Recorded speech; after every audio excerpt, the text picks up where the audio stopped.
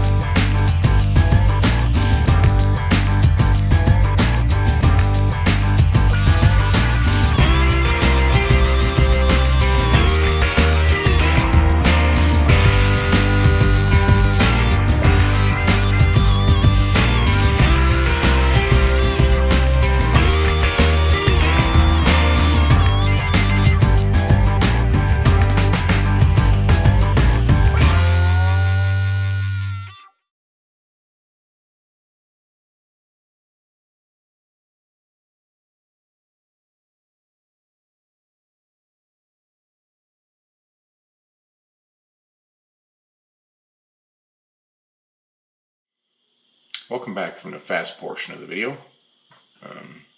As you can see by the images, the still picture from the book and the picture of our top on the future deck of this guitar, I feel that is a spot-on match.